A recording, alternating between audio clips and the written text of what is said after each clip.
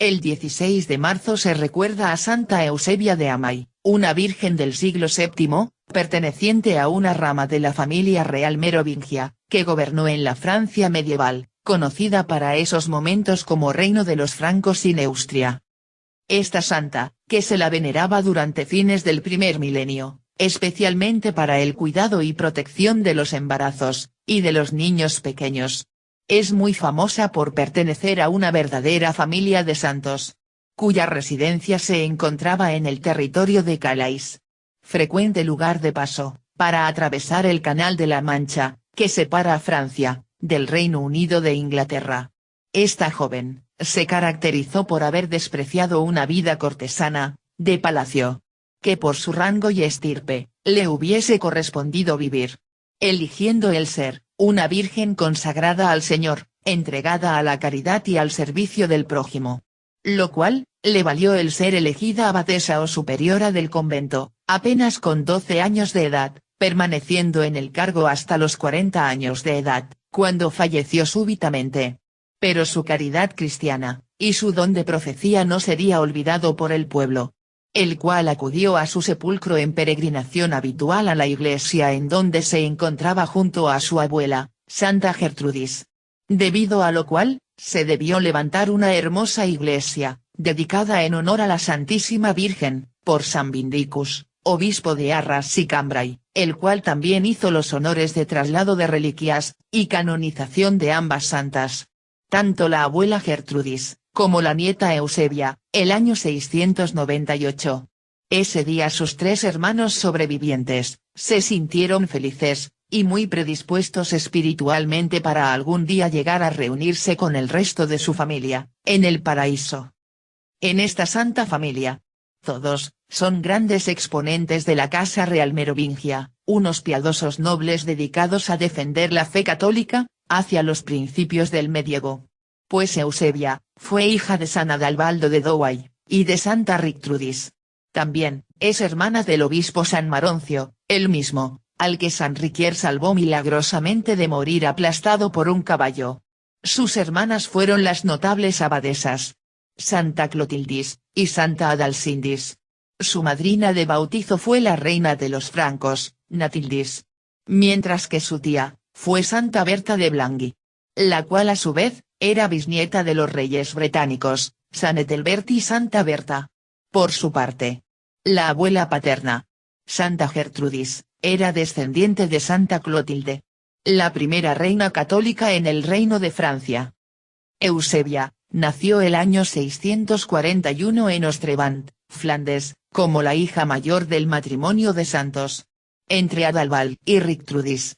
Pronto le seguirían el nacimiento de sus 2 hermanas, las santas Clotildis y Adalcindis, y finalmente el de su hermano menor, San Maroncio, el cual fue bautizado por San Riquier, enviado personalmente por el obispo San Armando.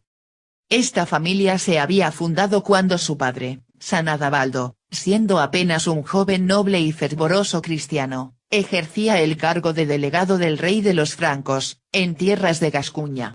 Él, apenas vio a Rictrudis, le propuso matrimonio, lo cual no agradó para nada a la familia de la novia, pues la tenían dispuesta para un conde de mayor rango de la casa real. Pero contra todo pronóstico, los jóvenes contrajeron matrimonio, con la ayuda del obispo San Armando. Y para alejarse de la familia de Rictrudis, se fueron a vivir a Ostrevaen, en donde Adalbaldo tenía numerosas posesiones. Esta familia, era un modelo de familia cristiana, piadosa y caritativa con los más desfavorecidos. Es por ello, que la pequeña Eusebia participaba con gran fervor, en las romerías, mientras visitaba frecuentemente la iglesia, participando de la vida en comunidad cristiana, haciendo actividades caritativas en favor de los enfermos y ancianos. Cuando el último retoño de la familia, el futuro San Maroncio, nació, los padres, junto a sus pequeñas hijas, encabezadas por la hermana mayor, Eusebia, acudieron al bautismo del niño, realizado por San Riquier, que fue enviado por el obispo San Armando, un fiel amigo y confesor de la familia. Este fraile, que se encargó de la instrucción apostólica de los niños, salvó de morir al pequeño varón, cuando Ritrudis estaba a caballo con el niño y el animal se desbocó. Por esto, esta madre de familia, jamás volvió a subir a un caballo, sino que siempre usaba un borrico para trasladarse. Fue una familia piadosa, caritativa. Socorrían a los pobres, visitaban enfermos, acudían a todos los oficios religiosos y enseñaron a sus hijos a orar, a tener compasión, ser caritativos. Y especialmente, a detestar el pecado en todas sus formas. Como familia, ponían paz entre las familias, orden en la ciudad, y eran muy buscados para otorgar el buen consejo para asuntos importantes. Pero esta armonía familiar duraría poco. Pues a principios del año 651, durante un viaje que Adabaldo tuvo que hacer a Gascuña, para zanjar problemas limítrofes entre los nobles de la región, fue emboscado en Perigord, por unos sicarios, o asesinos contratados por parientes de Ritrudis, que mataron al padre de familia. Era tal la torpeza en este tiempo, que muchos recién conversos tenían arraigadas las ideas del mundo antiguo, en que al contratar a un sicario, para asesinar a alguien, dejaba a quien había planificado el asesinato, libre de toda culpa. Por ello fue muy importante el trabajo apostólico de los obispos de aquella época, como San Armando y San Riquier, los cuales debieron enseñar que la culpa por el pecado mortal de asesinato, pesaba igualmente tanto fuese para los planificadores intelectuales de cualquier hecho que atentara en contra del prójimo, como para los perpetradores del acto impío. Porque transgredía la orden el Señor. No matarás.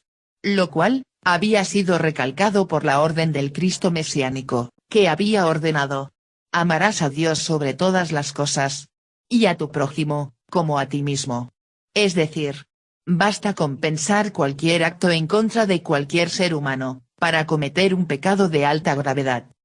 La devastada familia, que quedaba ahora, bajo la dirección de la madre Santa Ritrudis, tenía dos caminos: continuar en sus tierras, con permiso del conde de la región, con la aprobación del rey.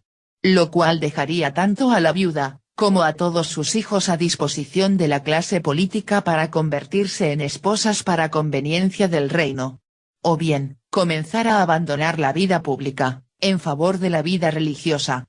Es en estos momentos, en que los consejos de la madre del mártir fallecido, Santa Gertrudis, junto a los obispos, San Armando y San Riquier, convencieron a la madre, que el camino del Señor, era una mejor apuesta.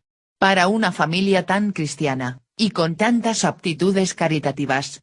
Pero, si bien, Eusebia tenía cerca de 10 años de edad, su hermana siguiente tendría unos 5 años de edad. Y su hermano menor no tendría más de 3 años de edad. Por lo cual, cualquier decisión tendría que esperar hasta que su hijo menor tuviese al menos unos 12 años, edad considerada adulta para esa época. Entonces, Ritrudis decidió rechazar toda propuesta matrimonial, decidiéndose dedicar totalmente a ella y sus hijos menores. Para ello, se abocó a la tarea de agrandar los terrenos del monasterio de Marchines, el cual había fundado un decenio antes, junto a su esposo, en las cercanías de Ostrevant, en la región francesa de Flandes, con el fin de convertirlo en un monasterio mixto, separado en una sección para religiosas, y otro para frailes. Esto, con la idea de poder vivir en comunidad, en la vida religiosa, junto a todos sus hijos. Pero el año 640, su abuela paterna, Santa Gertrudis, había fundado, bajo la regla de San Benito, la abadía de Amager, en donde ella había tomado los hábitos, siendo la primera abadesa. Pero, el cobarde asesinato de su hijo, fue para ella una estocada mortal. Por lo que sintiendo su pronta muerte, hizo llamar al convento a Eusebia, que para esas fechas tenía unos 10 años de edad, y una voluntad ciega para ofrendar su virginidad al Señor por el resto de su vida. Es así, como la niña hizo un largo viaje hacia el monasterio de Amager, en donde vivió por 2 años, acompañando a su abuela, que la instruyó en las Santas Escrituras, la oración y la penitencia. Hasta que Santa Gertrudis falleció el año 652. Como última voluntad deja a su nieta de 12 años de edad, Santa Eusebia, como abadesa del convento. La jovencita afrontaría con gran rectitud, consciente del enorme privilegio que ha recibido, la administración de la abadía, y prontamente se destacaría por su espíritu de caridad y servicio al prójimo. Continuando la obra de su venerada abuela. Pero su madre, Richttrudis, consideró que Eusebia era demasiado joven para tener a su cargo una comunidad tan grande. Por lo que le ordenó venir a Marchines con todas sus religiosas. Así es como la joven abadesa, junto a su comunidad, arribó a este convento, trayendo con ellas, el cuerpo de su abuela, Santa Gertrudis. Las dos comunidades se fundieron en una, con lo que todo quedó felizmente arreglado, excepto para Eusebia. Pues el recuerdo del convento de Amay la perseguía. Una noche fue sorprendida en las afueras del convento por su hermano San Maroncio, el que pensando que su hermana mayor se había escapado, pretendió pegarle con su vara, pero ésta se partió en dos antes de tocar a la joven. Visto este portento, Richttrudis dejó que la niña regresara a Amaje, en donde rezaron el oficio y se lamentaron por no haber cumplido los últimos deseos y mandatos de la fallecida anciana. Viendo que su hija no tenía la menor intención de abandonar Amay, Santa Richttrudis consultó el caso con el obispo, así como con otros hombres piadosos, quienes le aconsejaron esperar, para ver cómo administraba el convento la joven santa.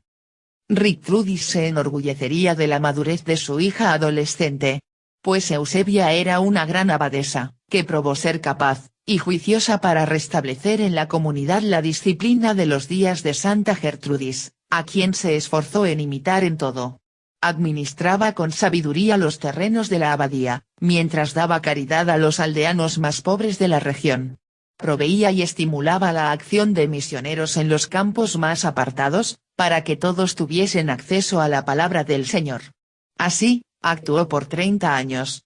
Y cuando tenía unos 40 años de edad, el Señor le reveló el día y la hora de su muerte.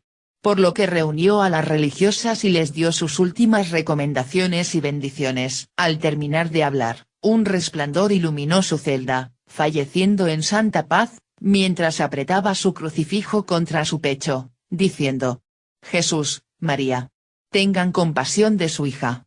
Era el 16 de marzo del año 680. Su cuerpo, a solicitud de su madre, fue trasladado junto al de su abuela, a la iglesia de Marchiennes, donde Dios glorificó a su sierva, obrando muchos milagros por la intercesión de ella. Debido a lo cual, la iglesia se transformó en lugar de peregrinación. Debiendo construirse una hermosa iglesia, dedicada en honor a la Santísima Virgen, por San Vindicus, obispo de Arras y Cambrai, el cual el año 689, hizo los honores del traslado de las reliquias, y los actos de canonización de ambas santas. Tanto la abuela Gertrudis, como la nieta Eusebia, esta última había fallecido menos de 10 años antes. Un año antes de esta fecha. Durante el 688, Santa Richttrudis había fallecido, siendo continuada en la gobernación del convento por su siguiente hija, Santa Clotildis. La cual a su vez, sería sucedida por su hermana, Santa Adalsindis, que continuó como monja soltera en el mismo monasterio, falleciendo el año 715. Hacia fines del siglo X, los normandos saquearon la abadía de Marchiennes en una incursión. Por las necesidades pasadas por las monjas de Marchiennes, el relicario de Santa Eusebia fue vendido y las reliquias pasadas a un arca de madera. En 1133 los monjes, pues el monasterio pasó a ser masculino en el siglo XI, las pusieron en un nuevo y hermoso relicario de plata. En 1537, una costilla de la santa, así como uno de los huesos de la mano de la Santa Richttrudis, fueron tomados y transportados a Douai para ser conservados en la Colegiata de San Pedro. En 1793 se trasladaron nuevamente a París por miedo a los revolucionarios. En el arzobispado de esta ciudad se conservaron hasta el 19 de julio de 1830, cuando este edificio fue incendiado y saqueado. Sin embargo, su culto en Amay perduró y aún existe, siendo la patrona de la iglesia